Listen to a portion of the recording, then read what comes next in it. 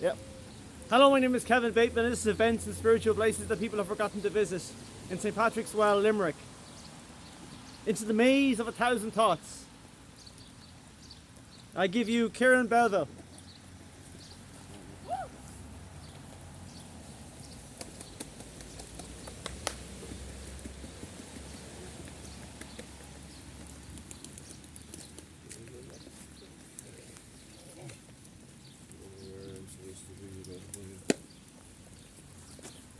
The idea is to read a poem of some kind of spiritual significance, is it? Oh, well, that's going to be difficult.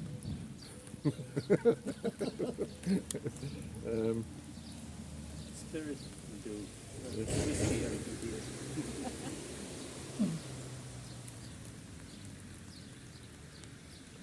I'll read a poem called Requiem. Someone take that. Thank you.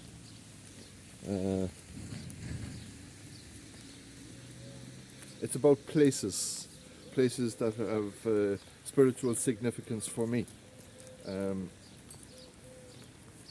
I had a dream that we walked up Plassey to the Black Bridge beyond the crumbling mill, past.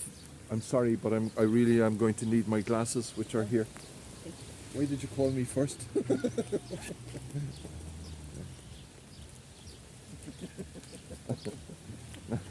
Thank you. Okay, I hope this is going to be edited. Requiem. I had a dream that we walked up Plassey to the Black Bridge, beyond the crumbling mill, past the huts and angling cots to Sandy, where we sat and talked of Sadhu Sundar Singh, of childhood picnics, smoky tea and cottage bread from Tubrides. I had a dream that we walked the North Circular Road when we belonged to each other and to God, and we believed and hoped, and our hearts were full of light, and we watched the stars that envied us that night. I had a dream that we circled the loch, fed the black swans and pushed the swings, and we frolicked with the red dragon at the Lee Fields, and our dog Tess fetched sticks. I had a dream that we watched the flamingos at Fota and ambled through the arboretum, marvelling at the burning bottle brush, sauntering in the shade of majestic cedars, and we sat in the gazebo in the walled herb garden.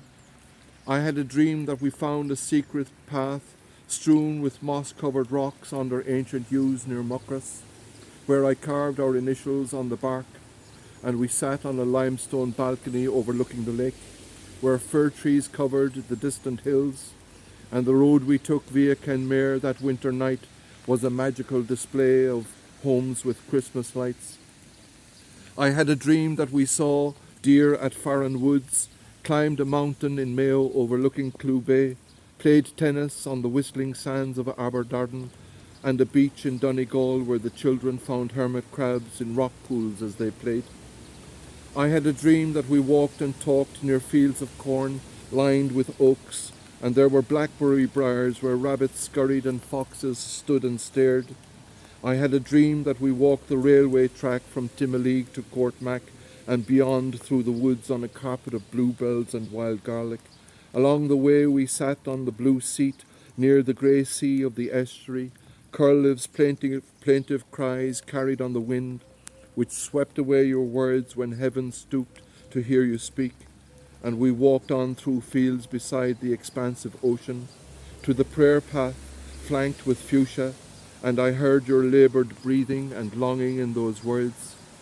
I had a dream that we climbed the hill at Lochine, lit a fire like ancient druids at the summit, where we had a ritual feast, and watched a tall ship with 4 masts on the horizon as the sun set.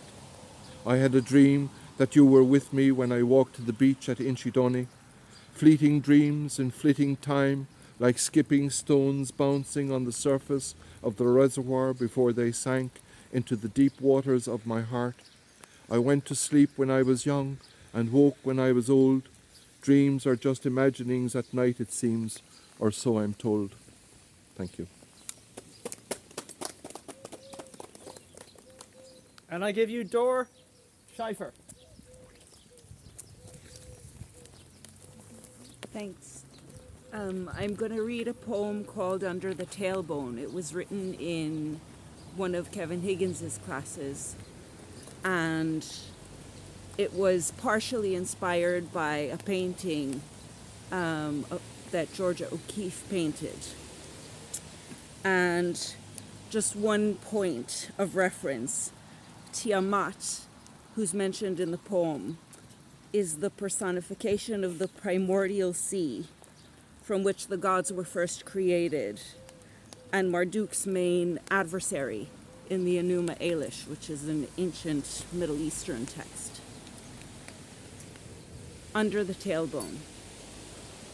The day the world ends, last blaze of starlight, the sinking of a solar system, a rising of the sea.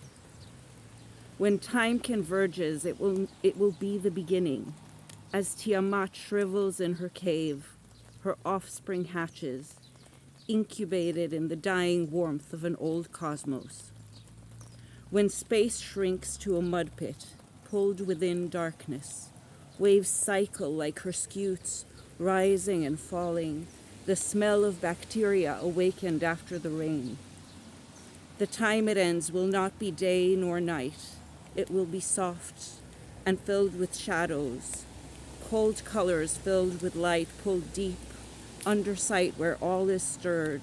The elements once merged begin to part, and we will be the souls adrift upon the water, leaping towards the one we cherish, homing to their sacrum. And through the pelvis we will see the sky, the birth of the universe. The pale moon, a colorless iris peeking through, back down to the earth, her pelvis is lowered back into. Thank you very much. And I give you Ciaran O Driscoll. Can you give me a chance? Of course I can. Amy Rise. I go next after somebody else. This needs to get tested. How are you?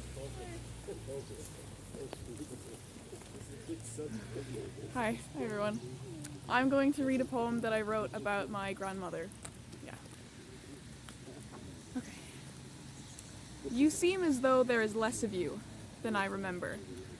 I hold on to your arms, but fear that I will pass right through, for your bones are less than solid. The years have painted you over, joining the background of my mind. But when I was a child, you were larger than life. The time spent apart floats around like a silence that catches my breath. I fear the passage of time and how much I have changed. But now I sit across from you at the table, sharing the same thoughts over sweet grapes and bitter wine. You stare at me the same way I must be staring at you, wide and unblinking, trying my hardest to memorize every shape and line that falls beneath your eyes. Consumed by the thought, and weighing up the chances that this will be the last time. Thank you. I give you Breda Spaight.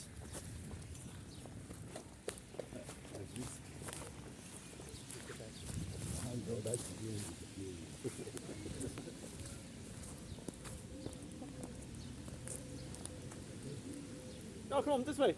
You're moving. Yeah, I'm moving, yeah.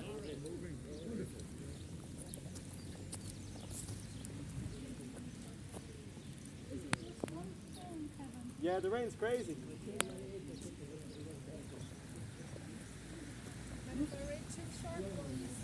Yeah, go for it. This rain is mental. I don't have an umbrella.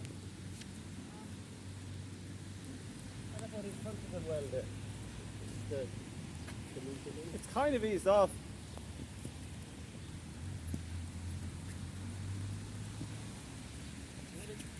No, here it's fine. You ready? Nice.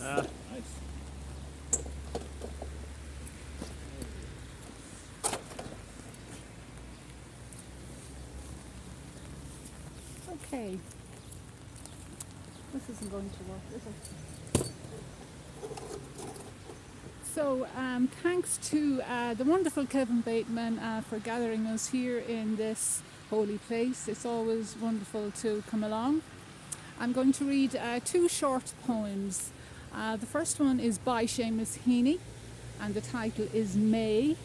and it is from his collection, Wintering Out.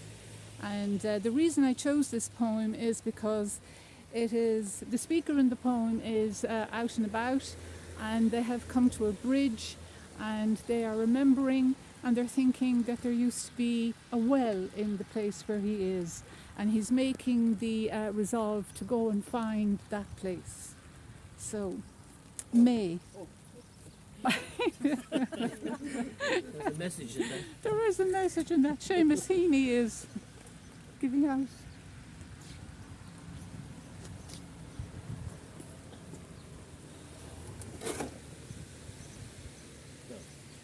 Will I start again? No, I'll go with. Okay.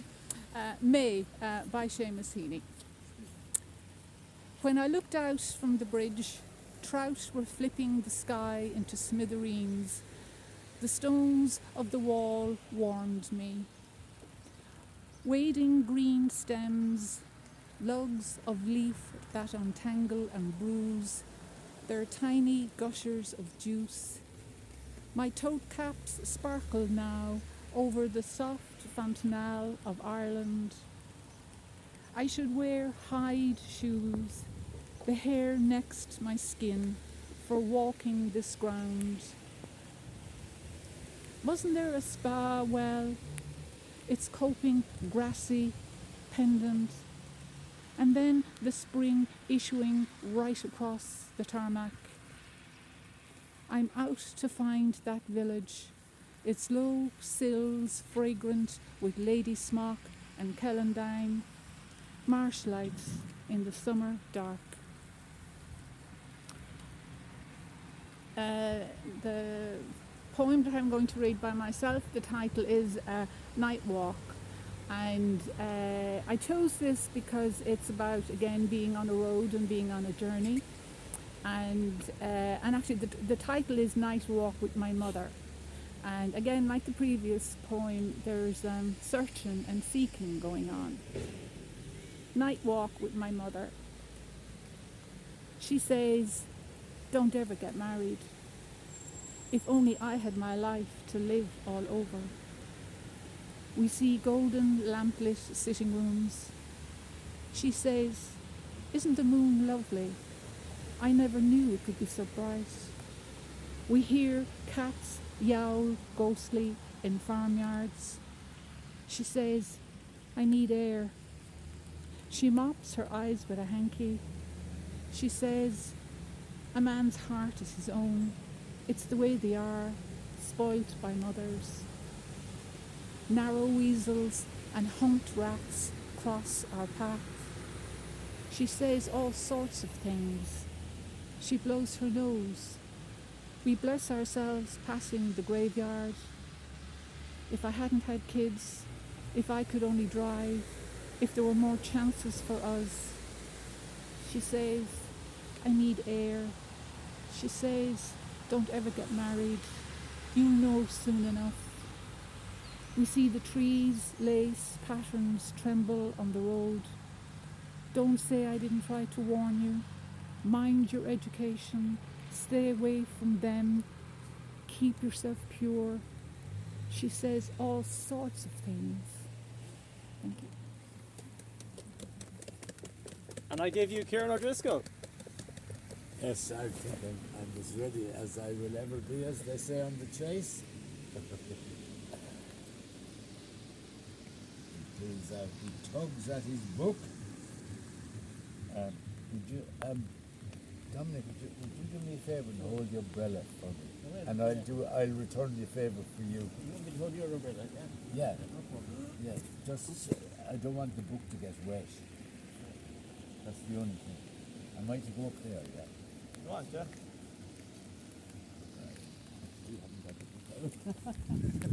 Right, here we go. Now, I'm reading the last poem from my latest collection, Angel Hour, and it's called Gloss. And it's a gloss on... It's actually a gloss on a few lines by Wallace Stevens from his marvellous poem 13 Ways of Looking at a Blackbird. and the poem is set as if like you're asked to talk for a certain amount of time on a subject, and the subject is the quotation, and there's a guy telling you when you can keep going and when you're to stop. Right. So the quotation is, "It was evening all afternoon. It was snowing and it was going to snow. The blackbird sat in the cedar limbs." The blackbird is the place within you which events cannot reach. Like a sound sleep, this place is without coming or going, and yet remains in touch with everything that matters. I can't really describe this place. Of course, it's not a place at all. How can a blackbird be a place? The blackbird is in a place among the cedar limbs, and is simultaneously a symbol and a blackbird. Keep going. Working on our house, a builder's labourer discovered a bird's nest under the eaves in a rusty gutter. The bird's nest is a bird's nest and also a symbol for the heart. Soul is an ugly word. It has been overused to the point of extinction. Heart isn't far behind. It is better to speak of the blackbird in the cedar limbs. Love has the same problem as soul and heart. And if it hadn't been for the snow and the cedar limbs and the evening which lasted all afternoon, the blackbird in strophe 13 might as well have been a magpie. Keep going. I don't want to keep going because I don't think I can put it clearer than Wallace Stevens. I could bring Zen down on you, or the Tao, hit you with an Upanishad. But you should be reading more, meditating more. What's the point of me telling you when you're not disposed to get the point? And when I say you, I mean me. And when I say me, I mean me. And which me, if any, is the blackbird? Is there a blackbird in me at all? Is there a bird's nest under my eaves? There have indeed been infinite birds' nests, and a lot of them are under eaves, and not a few are in rusty gutters, and discovered by builders' labourers. And it's easy to talk the talk, but to walk the walk that leads to the place within, which is not a place at all, or even a blackbird, is a very different matter. Keep going. And love has been known to exist without its name. It has been known to get on fine without its name, or any other name. As for the soul, I have issues. And while psyche is too Greek, beware the Greeks bearing gifts, I have to admit the psyche sat in the cedar limbs has a certain ring to it. Finish up now. The blackbird was waiting for the poet to finish writing, and the prospect of crumbs from his evening afternoon tea. The psyche was waiting for the poet to put the blackbird sitting in the cedar limbs. Woo. Awesome. And I gave you Tomás Ó Coileáin. Thank you. Walk away, this is battered already. Okay, right. I'll just get out of the way. So. So I'll do a Limerick poem in English, and then I'll do a short piece in Irish. This one is called Old and New. When we are old and we look back, do you think we'll still recall the time we gathered for that New Year's party? The apartment 7 stories up, with bird's eye view of the city centre, when the fireworks display was cancelled late before the eve. That weekend an Atlantic storm threatened from the northwest coast. The council feared the strands would flood, and when the midnight countdown rang out, 5, 4, 3, 2, we turned towards the windows, childlike in our surprise, as Garryowen, Caherdavin, Castletroy off in the distance, Ballinanty, Thomond and the island field burst into life. Lights erupted on the horizon over Thomond Park and King John's Castle, high above churches, John's Cathedral, every estate with its own show of defiance, extravagance, celebration. Fireworks sparking like 1,000 starlings as far as our eyes could see, daring to defy authority, a ring of colour around the city, no gale or downpour to temper the beauty. And all the while in the shadows below, a little gang of revellers loitered, a huddled murder of hooded crows on the wrong side of the high locked gate between Riddlers and the old Franciscans, young and reckless in plain sight, oblivious to the spectacle, desperate to sneak in for a drink. They boosted the girl up, carefully, first, then dumped the next lad in, arse over tit, and two took flight up Henry Street, ringing in the new year giddy, squawks and giggles echoing round the otherwise deserted streets. The kind of play they'll soon forget, no Tinkerbell to fly them back, left behind like rainy school days, classrooms and corridors fading to grey.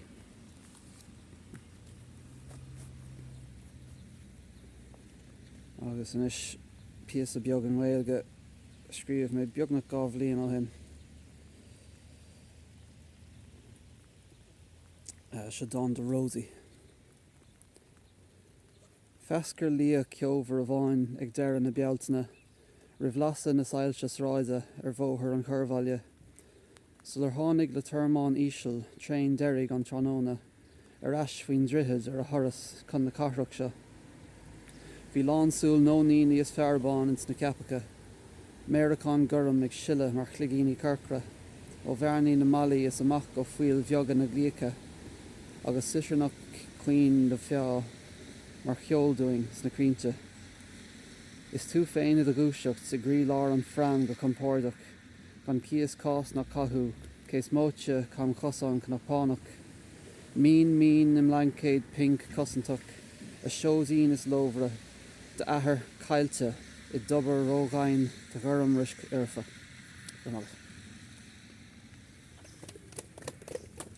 And I give you Oran Ryan.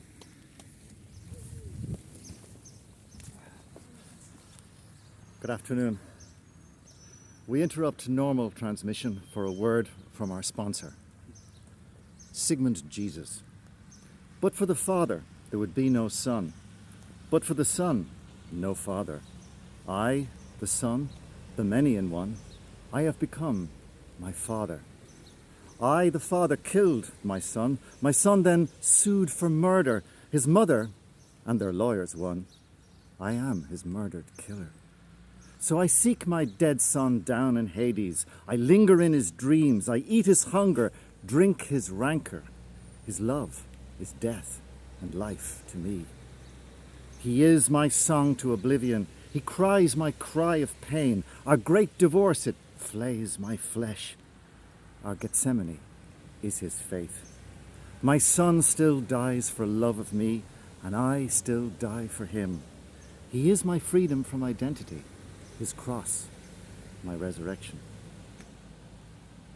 Portrait of an atheist monk at prayer. In these days of silence, I have no love to give. In this land of half-light, I have no prayer to offer you. All these words I speak are but a breath of memory, barren as autumn leaves, blown by a November breeze in the darkness before dawn. Where I wake, trembling and alone, in the chill before days, with the ghosts of these people of silences, longing with the laughter of tears, whispering lyrics I could never express. I cannot speak of those who suffer without love, who cling but cannot touch, all day alone among friends. All of us waiting for the word. And finally, Joe the astronaut does quantum physics with Jesus. I dream of the oceans. I dream of the rivers. In the depths of this vacuum I burn. The starlight is blinding. It cuts into my mind's eye. I can't look at space anymore. Each night I dream of the distance between us. This spaceship brings us nothing but pain. I write you these verses. I tell you my secrets. But infinity plus one doesn't change. Thank you very much. Dominic Taylor.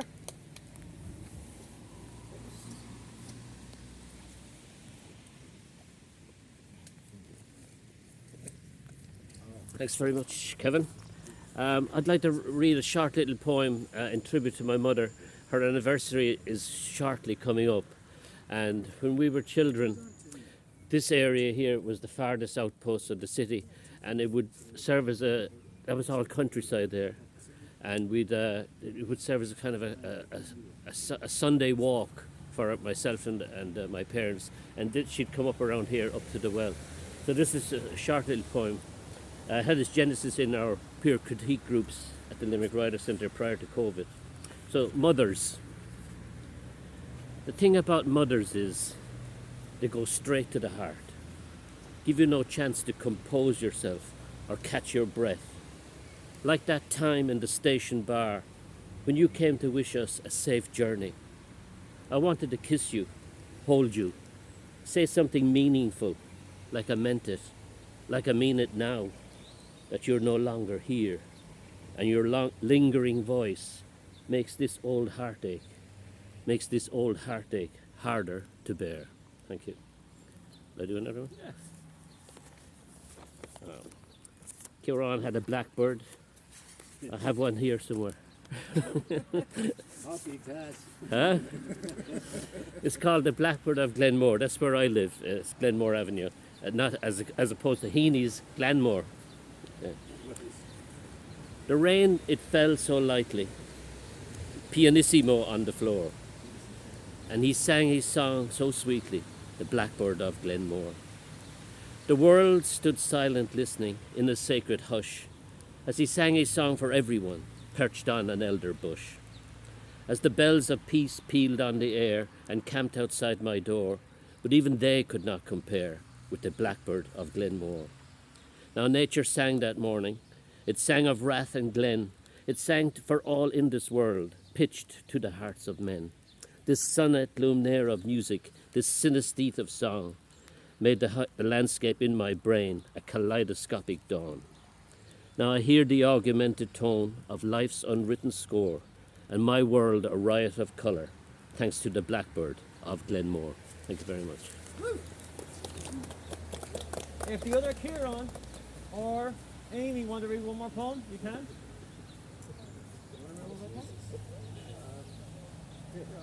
Can if you want. Amy, do you want to read another poem?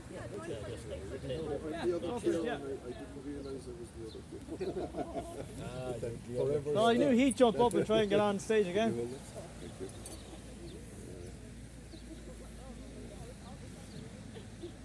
Everyone else read too, so you two didn't.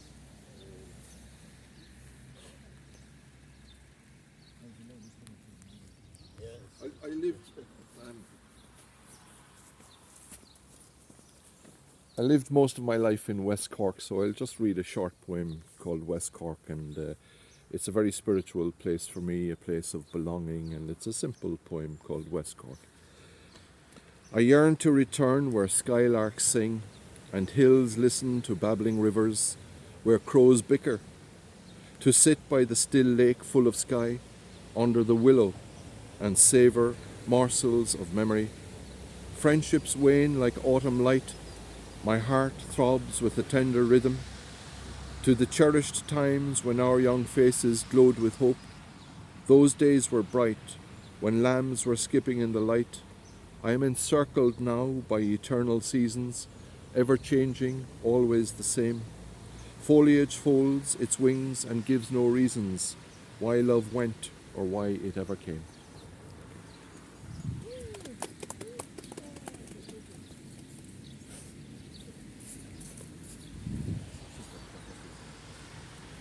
Okay. I'm not really sure what this one's about, but I'm just gonna... Oh well. Exactly, yeah.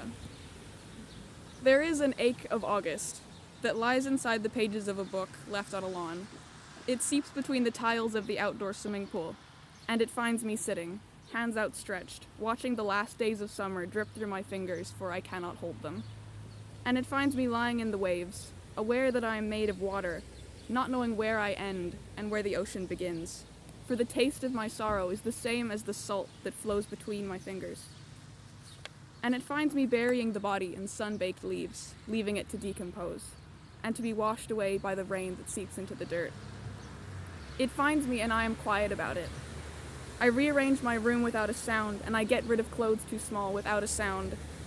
And I go for a walk by myself without a sound, and I let it consume me, but confine it to my chest and cage it behind my teeth, holding it still, waiting for this feeling to pass.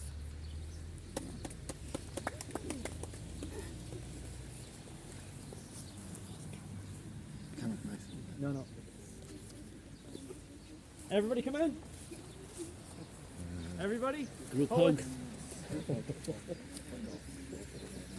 My book is soaking.